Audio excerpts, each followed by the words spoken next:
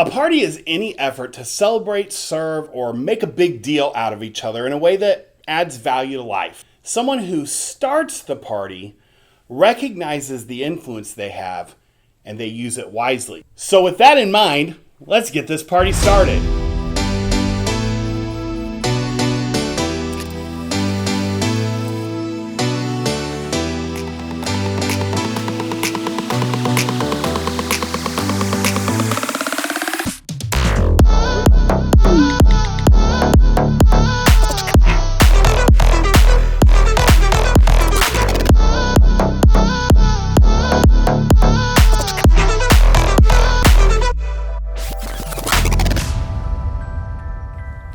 When I first started my Jesus journey as a teenager, I was a gangly, dorky 7th grader who had no idea how to be a normal human, much less an influencer or a party starter. But somewhere in the 8th grade, Jesus called me to be a youth pastor, and I thought he was crazy.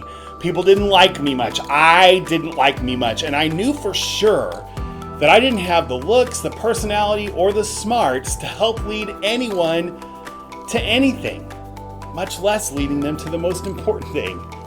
See, I assumed that the only people God used were the pretty smart, popular people, and I knew that I was not any of those things. One thing we see all around us is the power of influence. Maybe you saw it when your 4th period math teacher became a fashion influencer on TikTok, or that sophomore on the JV volleyball team got turned into a meme, or your 14-year-old stepbrother became famous on YouTube by streaming their Minecraft sessions. Just your average, everyday person, and then all of a sudden, you watch this person gain a gajillion followers on social media. Soon, out of the blue, it seems like, their influence matters. Maybe that's not you at all, and you know it's not you. You're just kind of hoping for the pinned comment getting thousands of likes, or you're trying to figure out how on earth user 3842910 has any influence on the topic with such a stupid comment that's getting so many likes. How do we get that kind of influence? But here's the secret.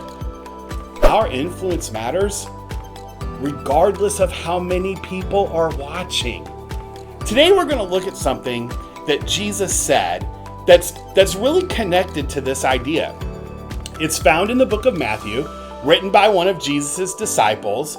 And this means that Matthew was with Jesus. He lived alongside him. He hung out with him. He saw Jesus' influence firsthand. And in one of the most famous talks that Jesus ever gave, the Sermon on the Mount, this is what he said. You are the light of the world, like a city on a hilltop that cannot be hidden. No one lights a lamp and then puts it under a basket. Instead, a lamp is placed on a stand where it gives light to everyone in the house. Light was a commodity back then. It wasn't like you could walk into your cave and just flip the switch and everything brightened up. When it got dark, it was dark. So it would make 0 sense to light a lamp and then cover it up. If you had the light, you needed to use the light because you couldn't see, and you wanted to share the light because there were definitely people in your house who couldn't see. Light was meant to be shared. Jesus goes on to say in that same sermon, in the same way, let your good deeds shine out for all to see, so that everyone will praise your heavenly Father. Like those cities on a hill or those lamps in a dark room, we're the ones who get to shine the light of God's love into this world. Someone is watching you. Maybe you're an influencer, a party starter, like legit, and you know it. You got tons of followers and posts that do really well on Instagram and a huge following on Be Real, and everyone always wants to sit at your lunch table. How are you shining that light? Or maybe you're like I was in junior high or high school. Not super popular, not even sure if I really had any friends, definitely not on social media.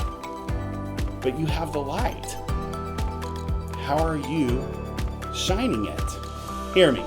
For those of you who are Christians, this is not a pressure statement or a guilt trip or anything like that. We're supposed to be light to the world for those who are watching, but that doesn't mean we never make mistakes. It's not about getting it perfect. It's about loving Jesus with your life, recognizing that the life he promises you, that John 10:10 life that we've been talking about all summer, he wants that life for everyone. And you might be the one, the influencer, to show someone that life by the way you live yours. Here's how I'd encourage you to think about it. First, ask yourself this question. Where do I have influence? Where do you spend a lot of time? Who are you with on a regular basis? Who might be looking up to you? Who's listening to what you have to say? Maybe this is at home with your family, in your small group, here at church, in your Connect group, on your social media platform, on your sports team, in your friend group. Where do you have influence? You might not think you have much influence at all, but if even one person is watching you, and at least one person is watching you, you're influencing that one. And then ask yourself this: how can I be a light to the people who are looking? What would it look like to use the influence you have to be a light? How can you use your words, your actions, your choices, your time, your gifts to shine the light of Jesus in your sphere of influence? Don't live in the dark. Jesus never intended that when people are depending on you to bring the light.